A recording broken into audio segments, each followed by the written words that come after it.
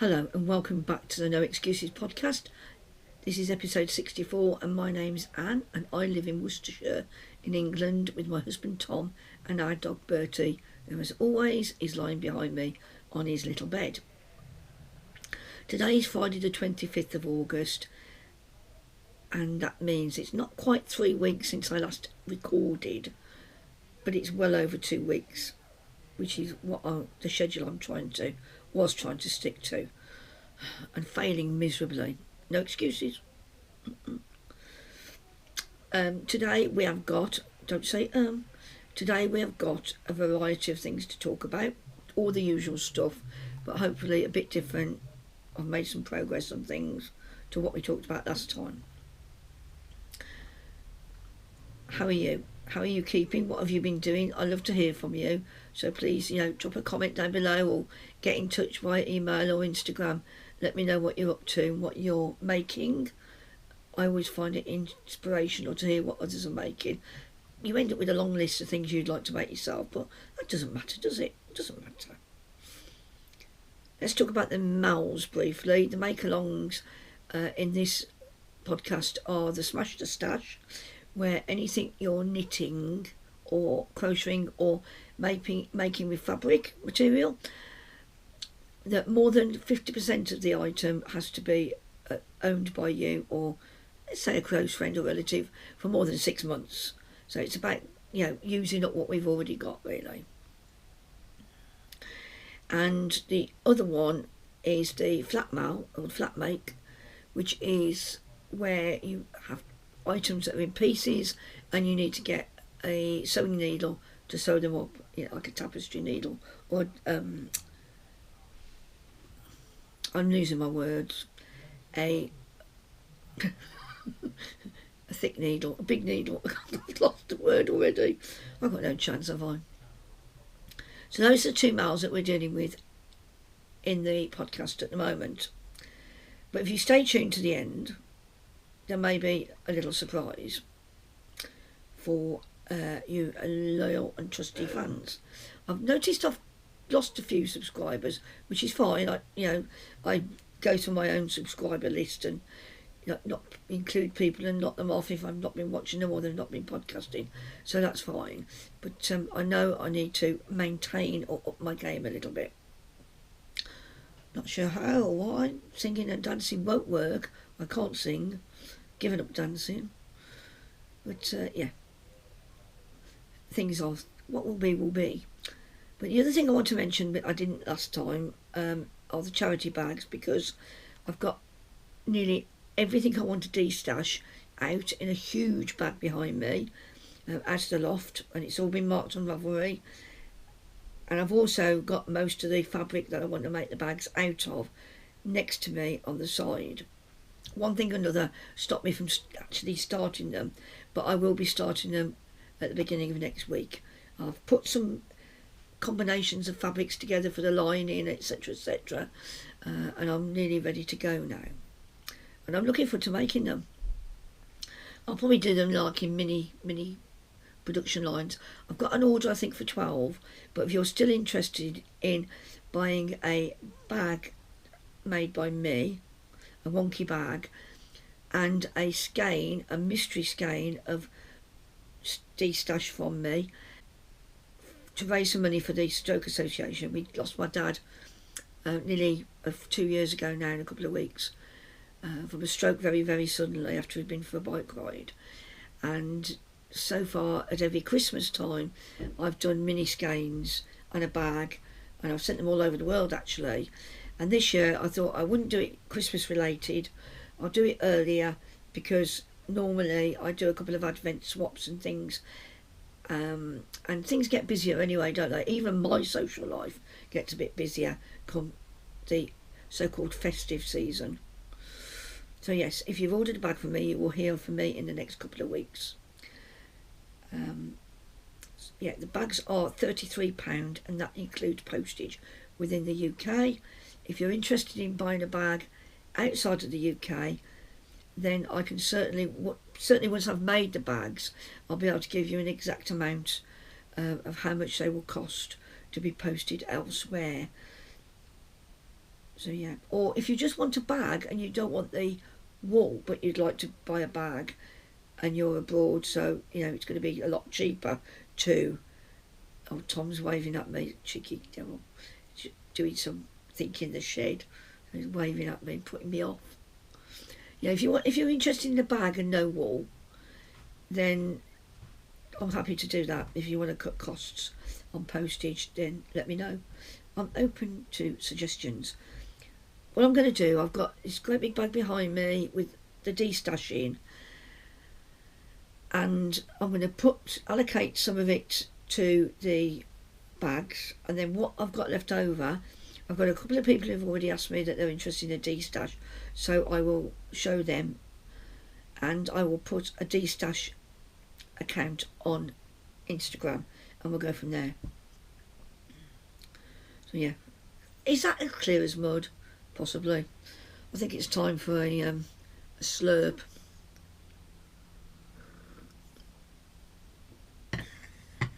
So yes, those are the charity bags. Right then, let's get into the podcast. What have we finished? Well, related to Mal's, I entered and I need to put pictures up and enter them into Instagram under the hashtag. I've made 2 hats, and I've entered Angie's Yarn and Yarns hat mail for August, and the first one I cast on was the Musselburgh. This is my finished Musselburgh. I'll turn it inside out. You can see I nearly got to the end. I got to there with the one skein, and this is the largest size. I'm in an iron about doing the largest size or the size below based on my head measurement, and I always have such a problem with hats. If I tried one on yesterday, and it was made out of paper though, like raffia, and that nearly fit but not quite. I have got a biggish head, but yeah, so I got to there and I found some of the wool I think that Sal sent me, and I put in my boxy with other pinks and held double, and I just do the crown because I'm always going to wear it this side out, and it is for me. So I knitted it as per pattern. I knitted the biggest size. Now, Leah, have I got your name right this time? Because I called her Lee last time. I went on Google and asked Google how to pronounce your name. So I'm hoping I've got it right. Leah said she liked her hats fairly snug, and she's got quite a big head as well. And she found that she hasn't got a big head. She found she went down a size, to what she thought she would knit. But I ummed and ahed, and I was thinking, oh no. I was like, no, all my past experience tells me that hats generally don't fit me. So it's not snug. It's loose on Tom. It's not snug. It fits, but it doesn't fit tightly. But I'm happy with that. It's a nice pattern. It's by Ysolda, and the wool that I've used, the main wool, is from Biffsugar, from Alison at Biffsugar, in the Highlander colourway in Merino, Cashmere and Nylon. So yeah, I can't put it on without help. So you're just going to have to envisage that. And then I remembered my Aunty Sue. Hello, Aunty Sue. She said she might watch me occasionally. My Aunt Sue, I don't call her Auntie, I call her Sue. In North Wales, she lives on the Llyn Peninsula, not far from Portmadog. And she wanted a hat from me, a pink hat, to go dog walking in the winter. Now, I didn't have any pink. I don't tend to buy much pinky pink like she likes. So I bought some Malabrigo Rios, and it's my first time of buying that in the English Rose colourway. Bought it from Worcester a couple of months ago probably, and I really enjoyed using that. And I knitted the Jupiter beanie, and I'll put a couple of photographs in here along with ones that she's modelled the hat, and I knitted it up in less than 24 hours, so I would definitely have a go at that again.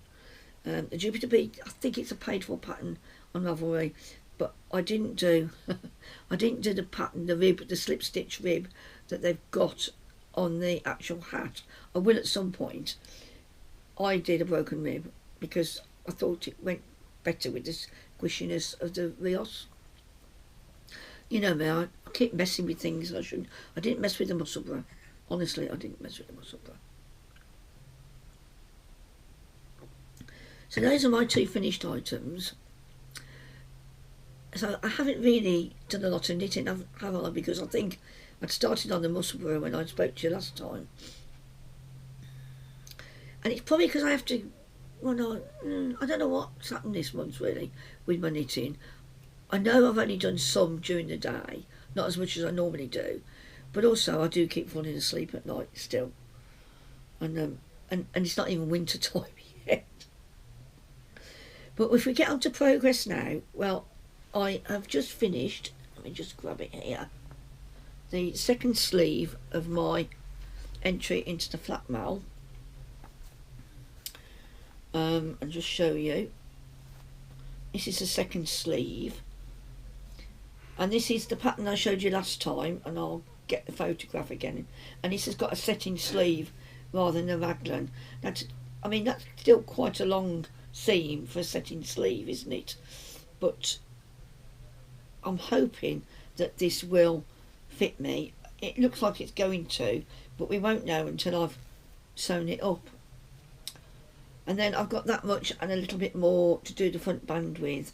If I need a little bit extra across the bust, the bust, I might do a patterned band instead of just a ribbed one. Because on the front, and I don't know if I can grab the front, no, I've put it away in a bag like a good girl. I've done a moss stitch and a cable pattern to just liven the front up a bit.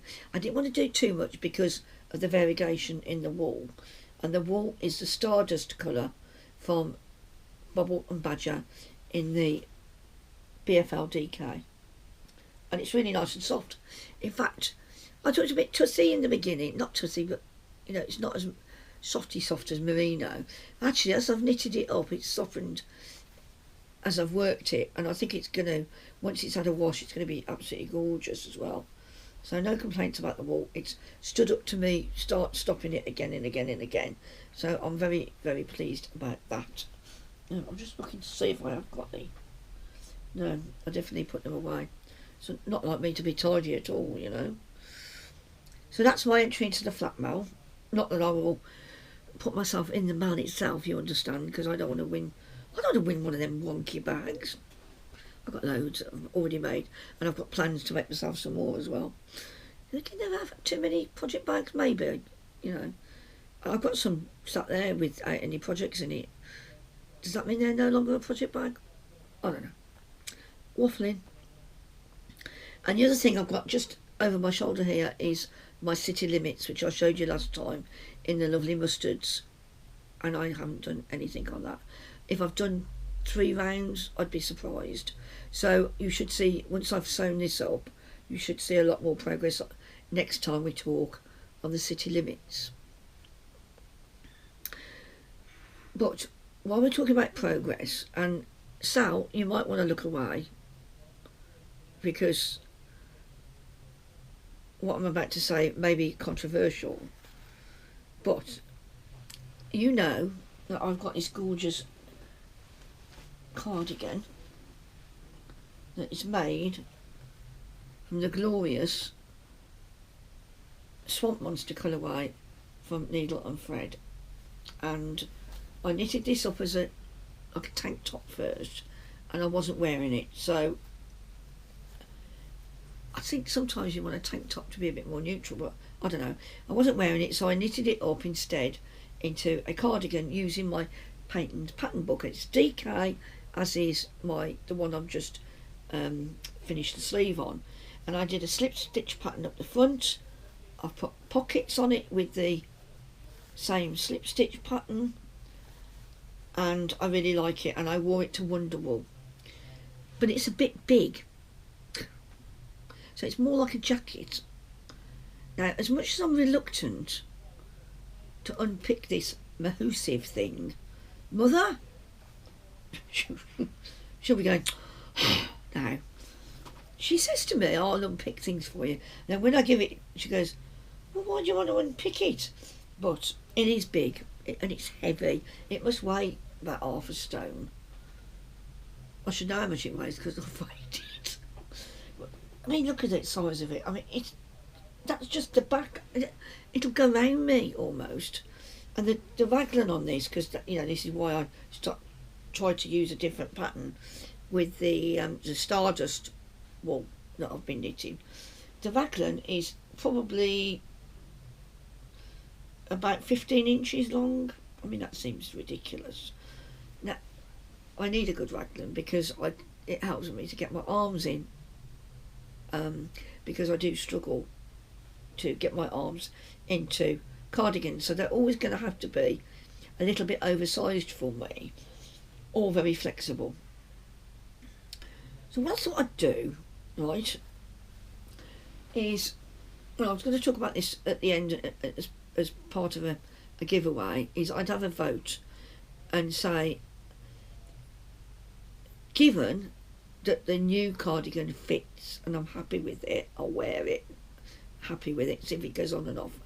Should I or shouldn't I then use the same pattern to knit the Swamp Monster cardigan again? Right? I have no qualms on doing it, despite all the effort I've put into this. I had to order extra skeins from Liberty at Needle and Thread because I'd run out, but it is enormous, and I quite like the buttons on it though. Big, they're like air dried clay, like a beigey colour with a hint of blue or grey on them, so they're quite nice. So yeah, this has just been washed in the machine, so it's probably grown again. I did all my jumper washing this week. Some of it needs hand washing. I just soaked it for not very much. I gave it a good squeeze, put most of them in the spinner, and then when I knew they really were super wash, I put them in the wool wash like I do with my merino jumpers, my house jumpers for winter. I put them on the wool wash and they've come out fine. But I do know that superwash can have a tendency to grow, particularly when it's well weighted like this. So I'm thinking if it was smaller I might wear it more often. I might end up with enough for nearly 2 items. I don't know if I've got any of this left actually. And where would it be? So yes, please, I'd like to know in the comments, or you can write to me on Instagram or drop me an email. Should I or should I not start my Swamp Monster, unpick it and do it again, just so that I wear it more often? I do wear it, but it's quite bulky. And for everybody who passes a comment, yay or nay, you'll get entered into a random giveaway. Now this will be for a wonky bag, and it's open to UK residents only for the wonky bag, unless you're happy to pay the postage, any additional postage to other parts of the world. But if you want to enter from anywhere else, non-UK, outside the UK, then I will buy you a pattern instead. So up to the value of, I don't know, $10 or whatever, something around that mark. So please let me know what you think. Now regardless of what you vote, you know you've seen this happen before, I genuinely haven't made up my mind at the moment. It's just something that's occurred to me, and I'm a bit annoyed with myself because I've already got enough to do with new wool that I want to knit with, let alone do things that I've already done before. But I like the wool and I want to make the best use of it, you know what I mean? And I certainly don't want to give it away. So I genuinely don't know which way I'm erring. I'm thinking it's a shame to undo all that work, but on the other hand, if I undid it and I wore it more often, then it would be worth the effort in the long run. But while I'm knitting that, I'm not knitting somewhere else new. So yes, please let me know, yes or no, should I or shouldn't I? And don't say, right, well, it's up to you. Tell me what you think. If you think I'm being stupid, tell me that as well. I don't mind. I'll take it on the chin. Oh dear. Anyway, so that's the horrific news. It's not horrific, is it? So let's talk about incoming now, shall we? I went into Worcester, which I'll talk about under activities. I need a slurp. I went into Worcester on my own, so I'll talk about that in a minute. And I had about an hour to spare, so I thought, right, I'm going to go into the little shop called Happy, and it's in the market hall, and it's hardly got, I mean, literally, I think she was the only shop open that day. It's a tiny little shop, and I always have to move the furniture out of the way for me when I go in there, but I do like to support them if I can. And I went in and I said to the lady, do you have anything on offer at the moment, you know? And she said, well, yes, actually, we've got a Rowan cotton wool. It's not cotton wool, it's cotton and wool. And it's half price. Now, I've looked briefly on the Rowan website before I spoke to you today, and it doesn't say it's been discontinued, but Wool Warehouse don't do it. But a lot of other sites have got it for half price or nearly half price. But Love's Crafts are still selling it for $10.99. I know, you know, I don't understand this. So I'm thinking it's probably going to be discontinued if it's going to be half price with this lady in Worcester, because she's only got a very small shop.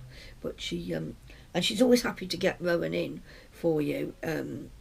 She said you can get in quite quickly, but you do end up paying full price for it. But Rowan, I mean, I go in and look at the felted tweed and I have to remove myself very quickly. Now, it's in the loft, I'll tell you straight. I haven't got it to show you in squish, but I've taken some photographs of the colours that I bought. And I sat there and I thought, right, I want to do, I think it was the drop soft tweed. I saw like a jumper in big like block stripes with a pink and a mustard and a cream, I think. But the cream in this cotton wool was a bit too bright. It was I was thinking more of a like a dull or a buttermilk cream. So I ended up buying Dolly, which is a pale pink. Piglet, I'm pausing while you have a look at the picture.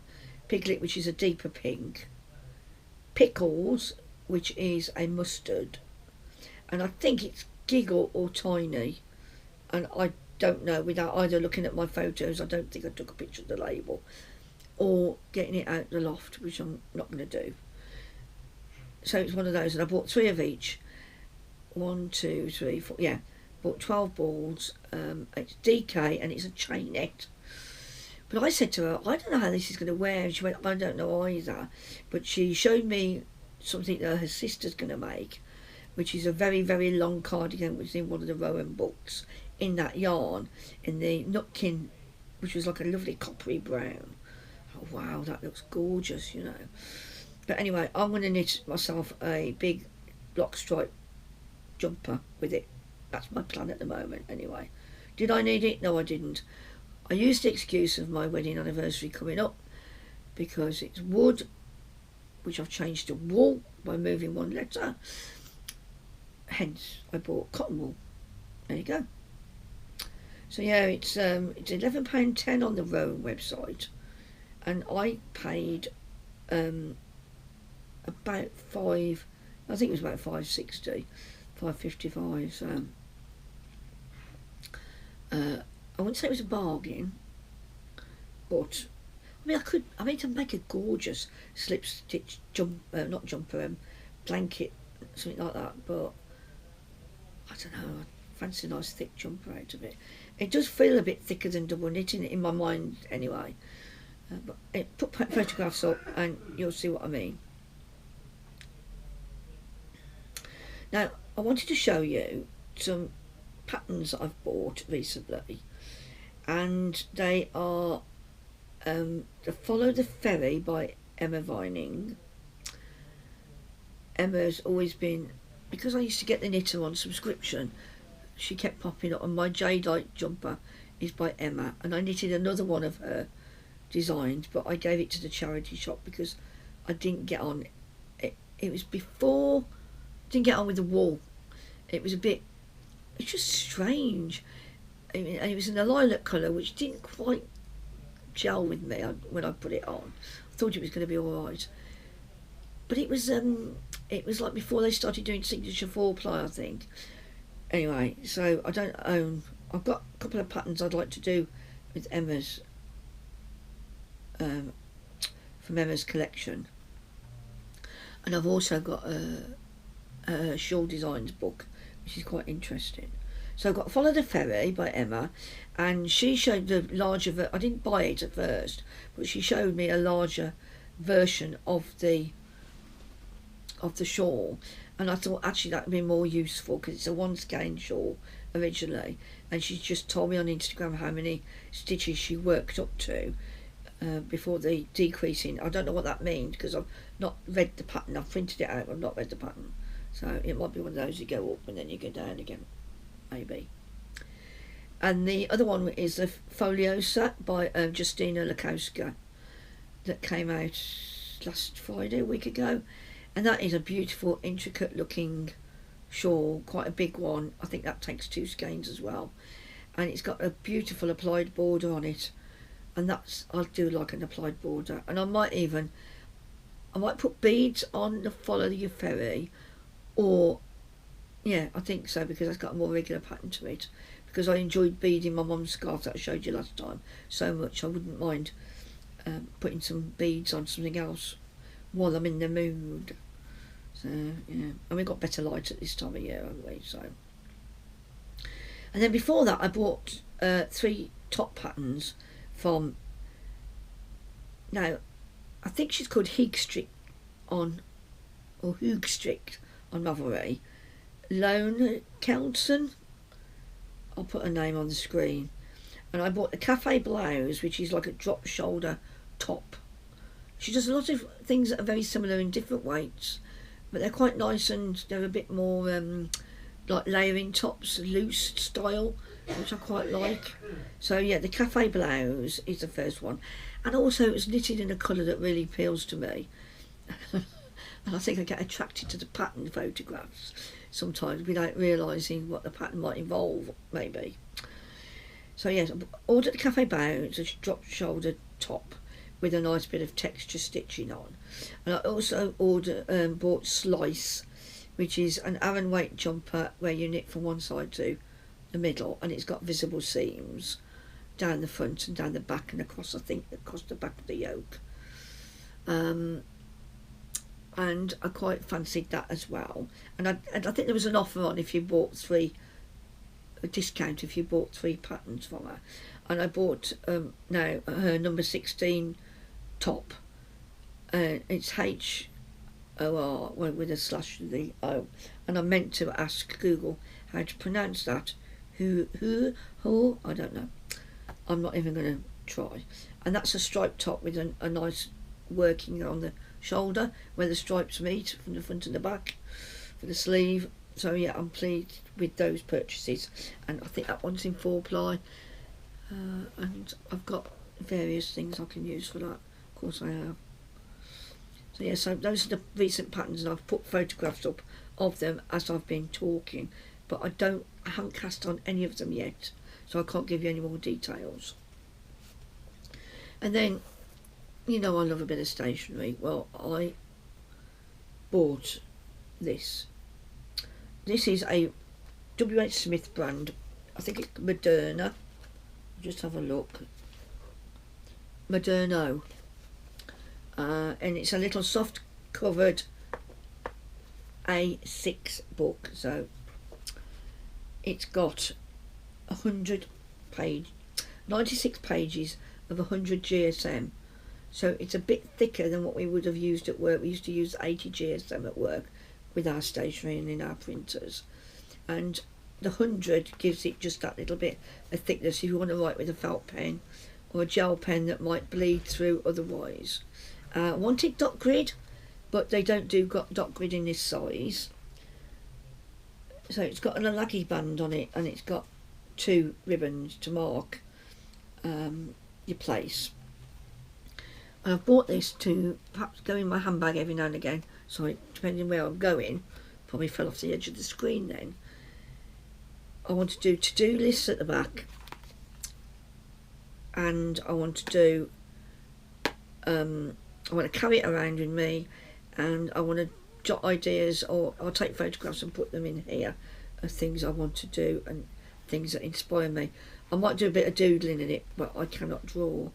I've got another book on the go which is similar to this, but that is more where I'm collecting things like patterns for animals that I've cut out of magazines, and or bags, or stitches, crochet stitches and things, and I just cut and paste and I put lists of things in there. I've written some details about shawls I own and how many skeins they take, and I might transfer that into here as well, because then I can take it with me when I go, and it's more portable than, although the Leuchtturm is nice, it's obviously it's twice the size of this one. It hasn't got the same weight of paper in as this one, and I've got my next one to use when this is full, which is any day now. But the Leuchtturm, this is bigger, and I didn't have a look to see about whether they did a A6. They probably do. Smith's also had one about half the depth of this, but it was lighter weight paper, but it was about half the price. It was on the half price offer. So yeah, watch this space. Did it in pink and blue, red, two different pinks actually, a cerise and a pale pink, but I chose the stone colour, or pebble, or whatever it's called. We'll see. You know, I'll keep buying stationery and keep the plans, and watching Ange do a bullet journaling a few weeks ago, and I definitely, yeah, it's 1st of September next week. I need to have a go at it and write things down, because I'm forgetting stuff all the time, and also I don't keep a track of what I've bought, I don't mean just walls. Sometimes I want to make a track of clothes I bought. It'd be nice to put a photograph in and things. And what I'm going to make when I start making clothes. So yeah, I want to record a bit more, really, of what I do, and I've got it to refer back to then. So anyway, got a little book. That was a lot of explanation about a little tiny book. So it's Slurpee time, and Tom has just been to Lidl, and he's brought back a Arctic bar, which I suspect is a penguin. Looks like it, doesn't it? I do like a penguin. I'm sure they used to be bigger than this when I was little. Like a third again, half again. Wishful thinking. Activities then. Let's get on to activity.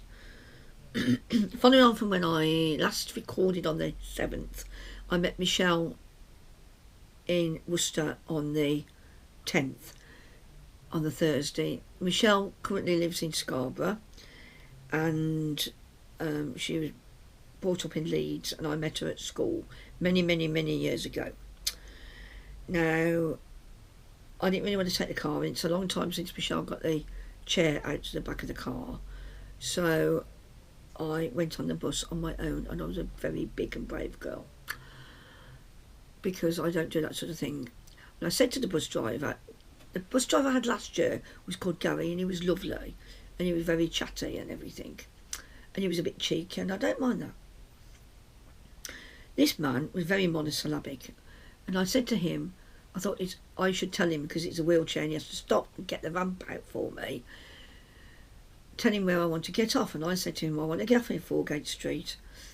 He went, I went, by the train station? Yeah. He didn't say anything else. And I thought perhaps he could have passed for Eastern European or something, I don't know. I couldn't tell whether he had an accent or anything, because I think they had a Polish bus driver there before. Somebody said he was. He was very friendly, but this man wasn't saying very much. Anyway, so off we went. Oh, God. He was slightly late getting to that bus stop, and I'm not that far from our town centre at the start of his journey. And he was hurtling down the road. I felt like I had to hang on to the grab rail, you know. Not that my wheelchair would tip over, I just felt a bit sort of unbalanced. And this lady sat opposite me, and she got on the bus the same time as me. She said, you do knitting, you still knitting? I was like, yeah. I said, where do you know that from? Did I see you around the pub? And she means with Penny and Maggie. So I said, oh yeah. I said, I got some knitting on me as well, but I didn't end up doing any. So I got off the bus. Now, he got to Foregate Street in Worcester, where you get to the top of the tithing, the upper tithing, and you have to go right or left. Only buses can carry straight on. And he went, right. I went, and she went, the lady said to me, you can't get up Foregate Street. I said, right. And he went, oh no. I said, but I told him where I wanted to go. I said, and he didn't say no. But luck would have it, when we get to the bus station where he parks, it's on a slope, quite a steep slope, and my wheelchair doesn't like slopes. It will just, very quickly it will lose traction and just skid to a halt a foot away, because it loses its, the drive wheels aren't the steering wheels, if you know what I mean. So the steering wheels get lifted because of the slope, so the drive wheels, and it just slews. Anyway, I know what I mean. But he stopped just outside the bus station on the flat, and everybody but 2 people got off. I don't know why they didn't get off, because he was only going around a corner, literally. And so I put my head round the corner, and I said, thank you very much for me. And he said, that's okay. I didn't say anything to him, why did you not tell me? But I thought, what's the point? And it was a lovely sunny day, and I went into Worcester. I went back to Marks and Spencer's to take some clothes back, and then I thought, where can I sit outside where I could have a bit of breakfast, because I hadn't eaten up to that point. So I went to Elgar's, which is where me and the tenor girls usually go. We didn't this year because I was going to get too cold sat outside before we have our afternoon out at Christmas, you see. So I went down there, and one of the waiters was outside at the time. So I went to sit at the table. He cleared it for me and everything. And he bought me the menu. And I thought, I'm not going to have a breakfast. I had a tea cake. And it was all right. Actually, the tea cake wasn't a very good quality tea cake. They could be buying nicer things. But it's changed hands. It would belong to a Turkish man. And now they're doing some Greek stuff and some... Oh, grief, I can't remember what the other nationality is that they're doing in the evening as well. I had a tea cake and a pot of tea, and Michelle came and found me, and she had a coffee. And then we had a walk round town and went round the back streets, which I never go round. Found some nice looking shops, but I can't get in a lot of them because they are really old buildings. You know, Worcester's an old town, isn't it? City. And then we went to Cozy Club, obviously, because at least I know what I'm doing there. I know the Lou's there. And I had the small plate of their harissa lamb shoulder it's got a cauliflower puree, a minty yoghurt sauce, and some crispy chickpeas, and a bit of slaw on top, pickled slaw. So the combination of a bit of flatbread, not much, because it's only a small plate, about £8 I think it is. But I did me for lunch, and I did have wine, 2 large glasses of wine, and I felt very happy. So yeah, and that was nice. And then Tom picked me up. It was nice seeing my friend. Then in my drunken haze, I said, "Oh yeah, we can do this." And but I'm not sure I'll be able to go. I did say perhaps go meet her in Birmingham in the winter, but I'm not sure whether I'll be able to do that with the cold weather. I'd have to see. And then Tom picked me up at Asda. I was going to have a look around Asda, but I couldn't be bothered in the end. So I went and sat outside and waited for him, because I know it's always early. And as I went and sat outside, he messaged me saying, I'm just leaving, which is fine. So I waited for him to turn up, and we went home. Then I think I went up to my mum's the weekend, and then on the Monday the 14th I met Penny.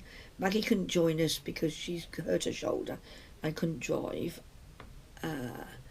So hopefully, if Maggie still can't drive, or her husband was out as well, very short notice we organised it, Penny said she'll go and pick Maggie up if necessary next time. So I need to organise another meet at the pub.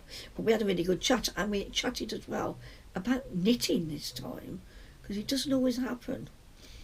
And I know I'm quite keen to go down to the new wool shop String in Cheltenham. It's on the outskirts of Cheltenham, my side of Cheltenham, with Penny at some point in the near future. I have said to the lady that runs it, Vicky Brown Designs, that asked her if she's got a ramp yet, because she's got to step up to it. Could see that on Street View, and she said no, it's on its way. So as soon as she tells me the ramp's there, I shall go down and have a look and see what we can see. I won't buy anything. I will buy something because I want to. A, I don't want to go all that way and not buy anything, and B, I think it's only fair if the lady's bought a ramp that I should buy something. Yeah, so that was nice. And then the day after, I went to, because that didn't take any physical effort, just taking my wheelchair around the corner. The day after, I picked Elaine up and we met my mum at Merryhill. Mum made her own way there. She was ready and waiting for us when we got there. And we went and had a coffee in Marks'. I had a quick look round in the clothes in the other Marks and Spencer's shop where the ladies' stuff is. And then Mum departed. So that was nice. And I had my hair cut this week on the Wednesday. And then yesterday, I drove to Hereford with Mum. We got stuck in more roadworks for about 20 minutes. And we met Sal, who is Welsh Style on here and on Instagram. Met Sal at Wonderwall the last couple of years as well. And she drove up from where she is in the valleys in Wales. She had a longer journey than me, a much longer journey, and it was hampered by the type of road. And she said next time we'll perhaps meet somewhere else, and I think, yeah, it'd be a good idea. I'll make the distance or go somewhere. The trouble is, we could have met at Ross easier, because Ross is on just off the end of the M50, and the A40 is a good dual carriageway. But I don't know what's accessible around Ross, so I'd have to do a bit of searching. Just need somewhere I could get into, really. So yeah, so that was really nice. We had dinner at the Cosy Club again, because at least I know I'm guaranteed a certain level of access and things. Their access is usually very good, and they've got a separate door with a ramp on it. Yeah, we walked up to Marks and Spencer's, and then Sal went home because she got her dogs at home, and also we're getting nearer the 4-hour limit that she'd paid for. We were parked in Waitrose, because the last time Mum and I went to Hereford, we parked at Waitrose, and I went shopping in Waitrose, and we ended up paying a couple of quid for parking, which I thought was reasonable. Absolutely no concessions for blue badge holders.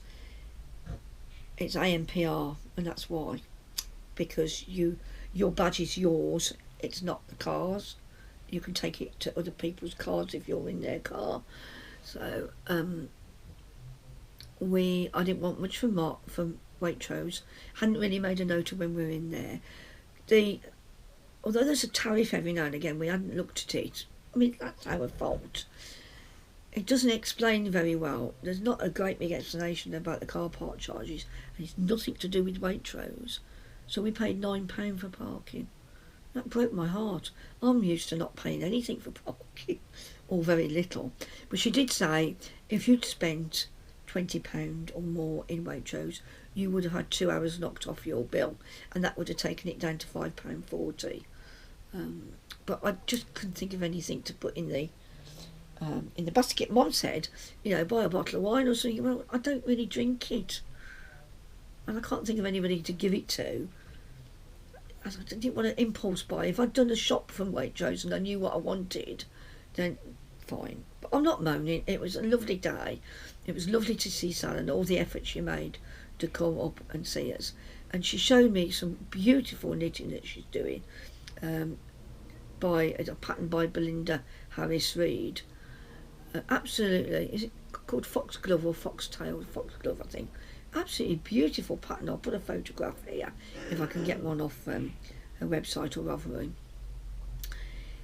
Yeah, really, really something different, really different. And she's doing it in like a cream, undyed wool, and a camel,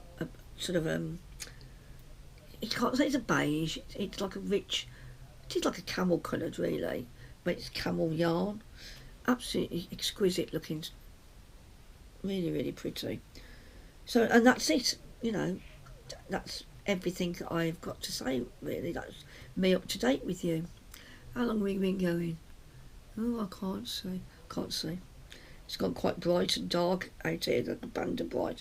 I can't see the screen on my camera. So I told you about the giveaway, right? Should I or shouldn't I unpick the swamp monster? And I've noticed that in my diary it says get Tom's blanket out of the loft, because I'm doing him a mitre square blanket, bigger than mine, in all the non-pastel colours that I had to make him mine earlier in the year. And I'm not going to do that until I've done the bags, so that's going to have to wait a couple of weeks. But yeah, the bags will get done very, very soon, and they'll be wending their way onto you. I'll be in touch about paying me, and I'll post them. So yeah, so what have you been doing? Let me know. And is there anything you'd like to see on the podcast?